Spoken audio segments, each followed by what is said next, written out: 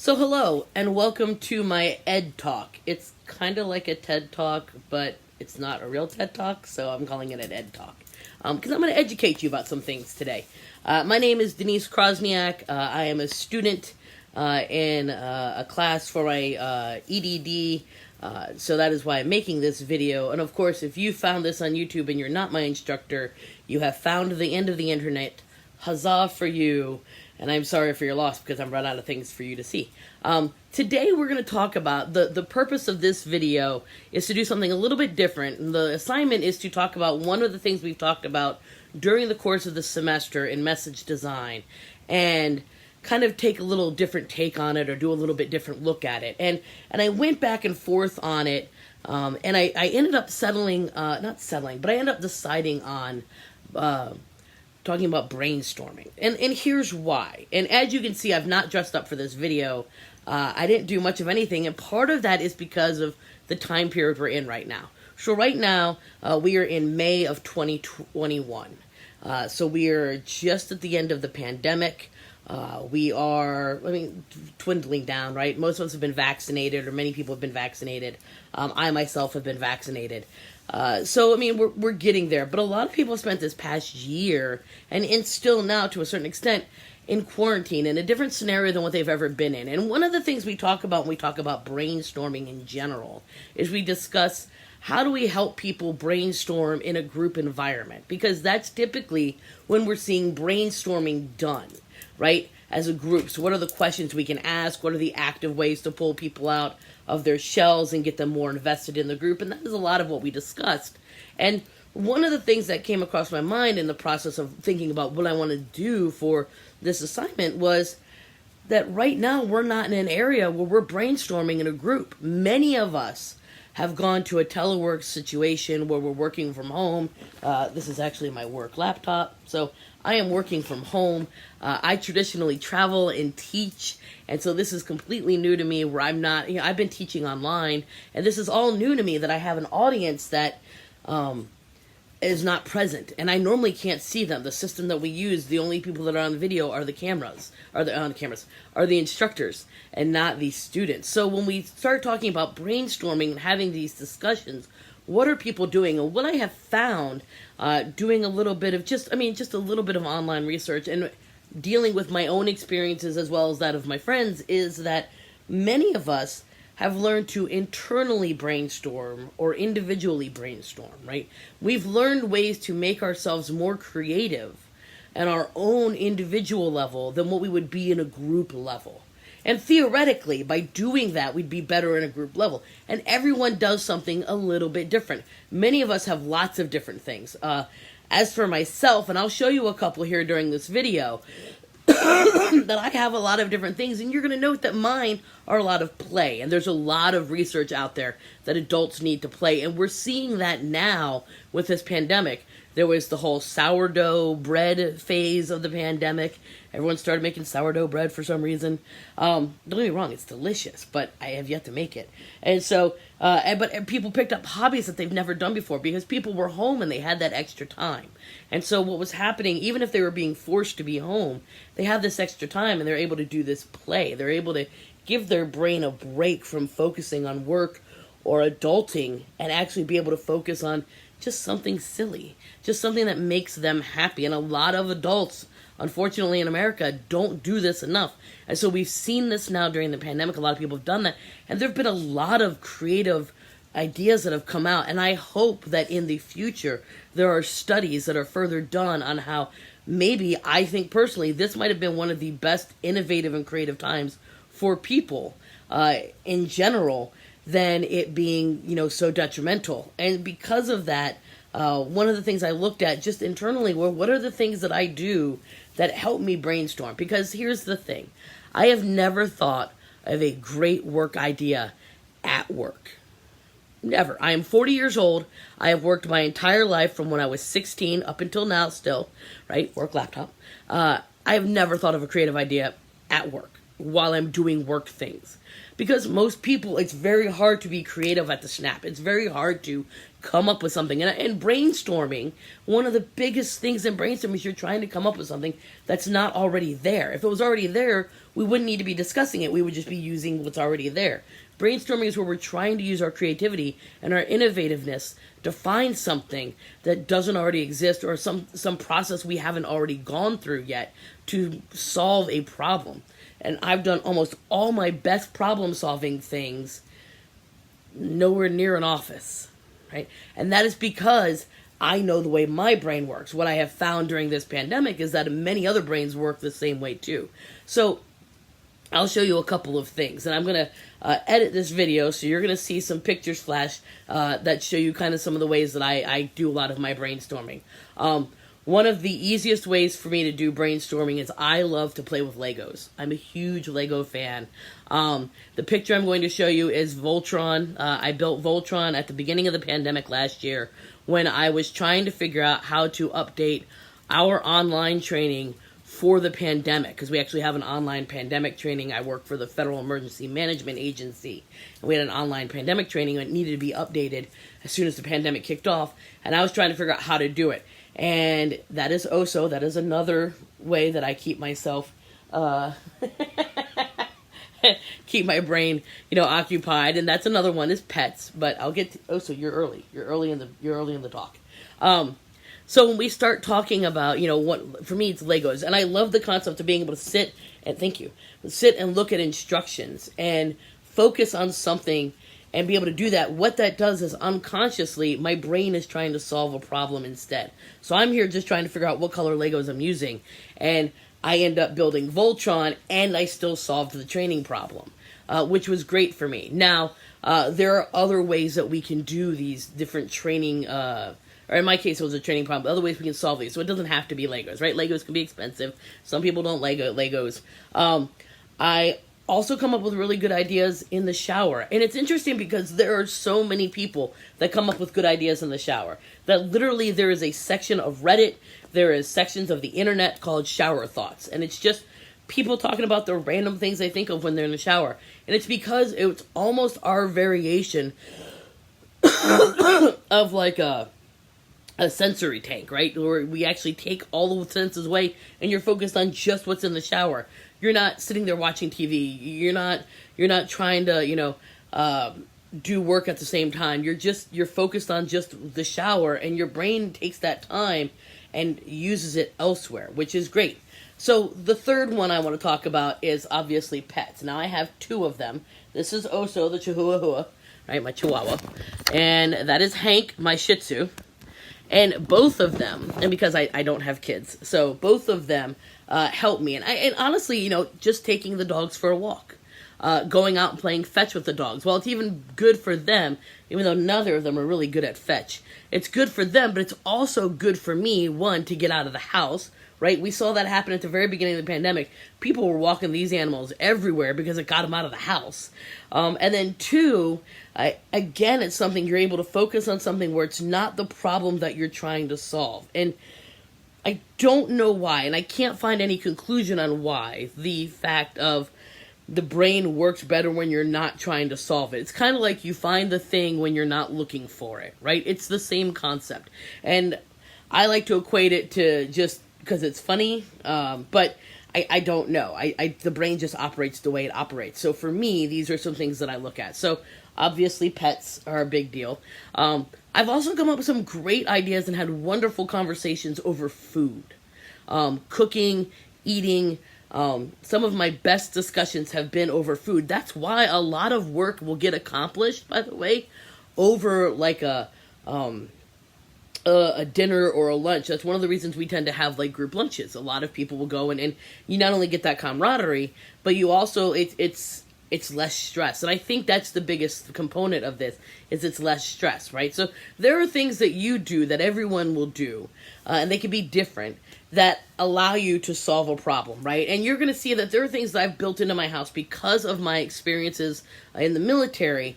I'm a huge fan of whiteboards. So I've got whiteboards everywhere in my house. I've got a whiteboard calendar.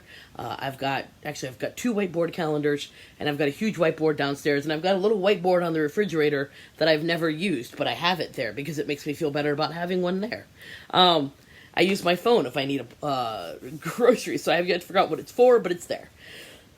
But these are whiteboards all over my house, and these are traditional methods, right? We traditionally think of using a whiteboard when we're brainstorming, but we haven't really talked about what we're doing individually for brainstorming. We haven't talked about what are the other methods we're using that we may need to discuss, right? One of them being notepads. I've got notepads freaking all over this house. I'm going to show you a picture of the notepad that I used as I was trying to get ready for this video. You can see I went through and I tried to list all the different things I wanted to talk about, all the different places that are things that I use to think, right? One of my happy places is my motorcycle. That is my happiest of all places. I love going on motorcycle rides. So for me, being able to take the motorcycle out, again, because it's almost like a sensory deprivation tank, all I'm able to do is hear the motorcycle, focus on the road, and it's stopping me from being overtly hyper alert. There are all kinds of different things people use to make sure that they are, and I think the best part of this pandemic is that people are finding these creative techniques that they didn't know they were using or they didn't know they had, right? One of them, honest to goodness, is just sleeping. Just being, not being able to sleep, but even for those of us who have anxiety, when I go lay down in bed, because I'm not focused on anything else again, I'm able to see that I'm able to brainstorm out some of these other issues that I hadn't really sat down and thought about. I haven't given myself that opportunity. So, talking to other people obviously is a good one. If you can talk to your coworkers, but again, you don't want to go empty-handed, and it's a lot harder now with many of us teleworking, trying to do this video chat with our coworkers. And because that is a issue that we're working our way through, this is something that I think is very important, is to look around you and what is it you do when you're at play? What is it you do? And I think we really need to look at how play impacts our internal individual brainstorming capabilities. And if you haven't caught on, that is the point of this video. It's not just me listing all my favorite things to do. It's me telling you as an example that I really think, and we can see that play helps people focus and decompress, and we can find that even now on the internet with adults and play. Be careful the links you click on, though. However, what we are also seeing is that there's a lot of information out there about how it helps people de-stress. What I think people have found during this pandemic that is unique to brainstorming is that they found that they need to be able to individually pull out that information from themselves. So it's hard to know what questions to ask yourself to get those innovative and creative ideas. What people have learned, however, is that, and many have, is that they are able to do activities that help them process and that help them get that information. So they may never know what the original question should have been, but they're still able to come out with the right answer, right? And so that's, again, I'm trying to just show you some ideas of things that I know I do. The Legos thing, I used to do that in the office. I would bring little Lego toys. I have little toys that I would keep in the office, and I would sit there and I'd play with those, trying to think of things that I needed to work on. And it was difficult because it's hard to explain to your boss that, no, I'm not wasting your time, me sitting here playing with these Legos. I know it looks like I am, but you can't shove my head in a computer and make a creative idea come out. You've got to let the process work the way it does. And once you learn what your triggers or your capabilities are, then it makes it easier for the process to move forward. So one of the other ones that I use all the time, and I'll show you the picture here, is my dartboard. I play darts all the time. I grew up playing darts with my grandparents and my father. And so to this day, I can still go play darts at Dad's house when I go visit. And so darts are a big thing for me. And so even sitting there and practicing, how am I going to teach a course? What does this thing mean? Reading something out loud. I'll play darts while I'm doing it, and it keeps my hands busy. And for me, that is what I have learned. That if my hands are busy, I do much better thinking. If you haven't noticed, I talk with my hands. So that's one of those things that I've caught on to. If I can keep my hands busy, I do a better job thinking. So darts is a big one for me. I love going out and going down. It's in my bedroom nonetheless. So my desk is in my bedroom. Here's a picture of my desk. So my desk is in my bedroom. My whiteboards are in my bedroom, and my dartboard is in my bedroom. So all of these things are located right there. That's awesome, right? Another thing that I absolutely love to use is video games, right? I've got almost every video game console you can have that's active right now. I do not have the PS5. That's the one I'm missing. But I do have like the Nintendo Switch. Here's a picture of the game I'm currently playing on the Switch, which is called Assassin's Creed Rogue. It's an older one of the Assassin's Creed games. On my PlayStation 4, I've been playing Assassin's Creed Valhalla. But what I like about these games is, again, and especially in games, it's a problem-solving game. Both of them are. The Assassin's Creed series is more of an adult version of the old Zelda games. So Zelda, if you actually killed a bunch of people. And really what it is problem solving. You have to figure out how to get this to work here. You've got to figure out how to get to this point. And again, by focusing on those problem solving, not only am I opening myself up for possible solutions I wouldn't have thought of originally, I'm giving my brain that break. I'm not forcing it into this mechanism. And by doing that, I'm allowing my brain to kind of freeform it. And by doing that freeforming is how I'm coming up with my best ideas. Even now, and I hate to say this because this is a graded project, and hopefully I do okay on that. I don't have this written down. I don't have a script. There's no script near me. There's no script. And the reason there's no script here is because I tried it with a script, and it was awful. I'm not a scripted person. I don't do well with scripts. So when I teach, I have, slideshows that I teach, and I have my own things that I say to them, but I don't use a script. I'm just not a scripted individual. And I've had to learn that. So I think that introspective learning that many of us have done during this pandemic really is going to alter the shape and the landscape of how we end up, one, brainstorming in a group, and also brainstorming individually. I think so many people have learned that they can't wait for a group to give them that direction. And that we've started to see people really blossom during this pandemic intellectually in a way that we've never seen before because they were forced into it.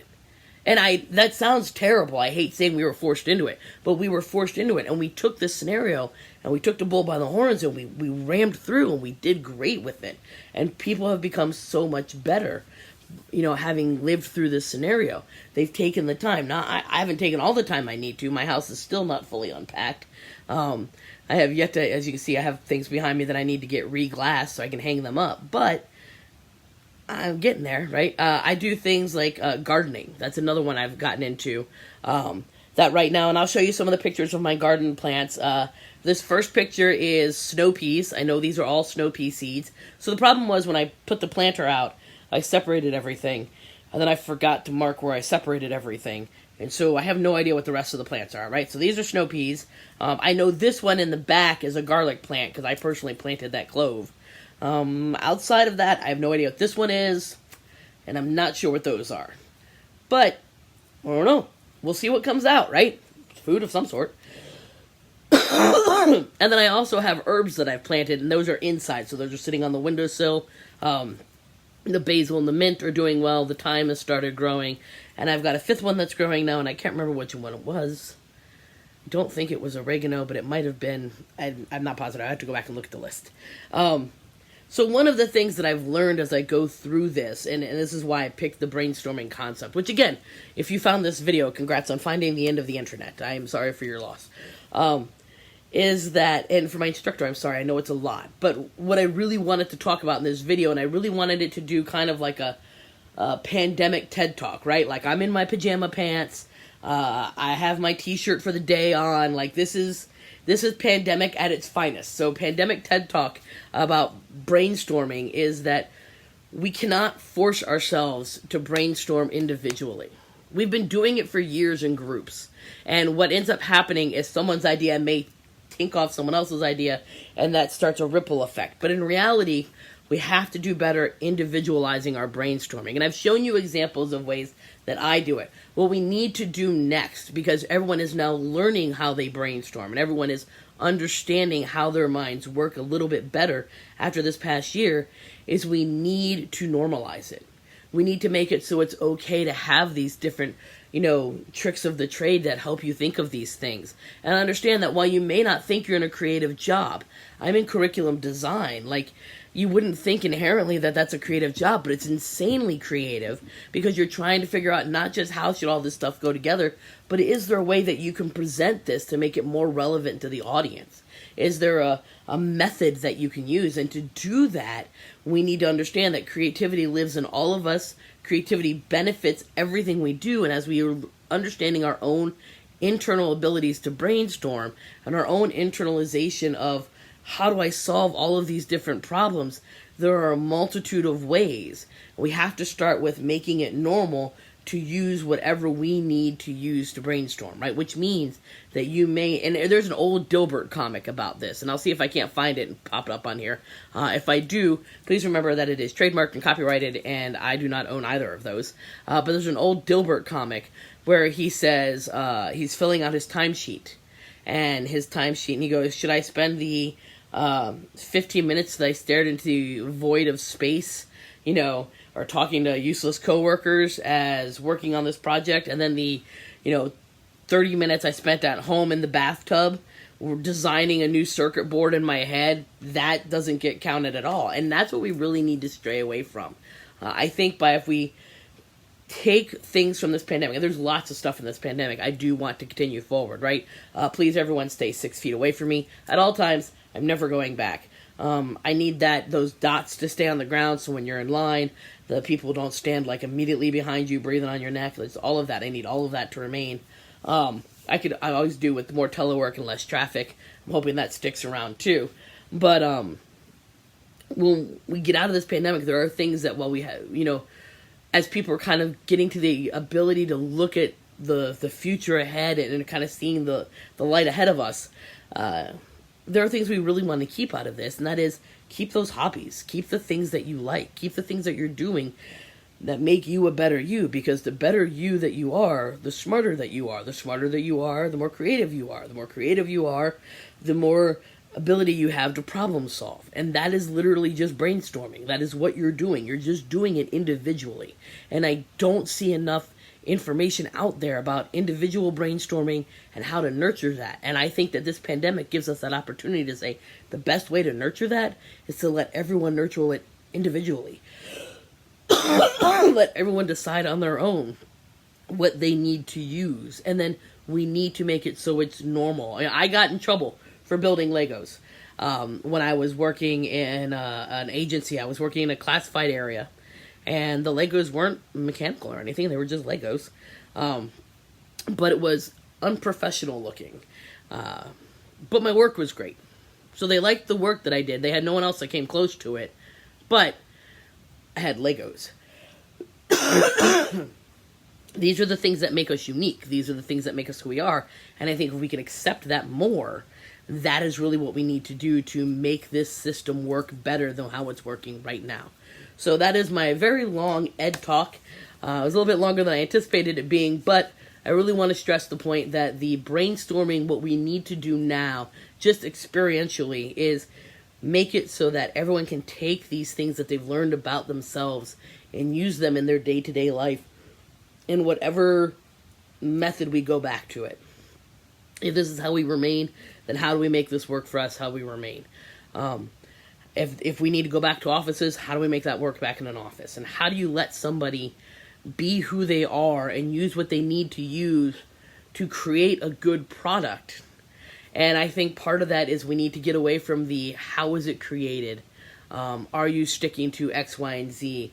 And we need to get to, is the product meeting the needs? So I think that that's really the key message I have for brainstorming. And I hope you enjoyed this video. And selfishly, I hope I do well enough to get a good grade.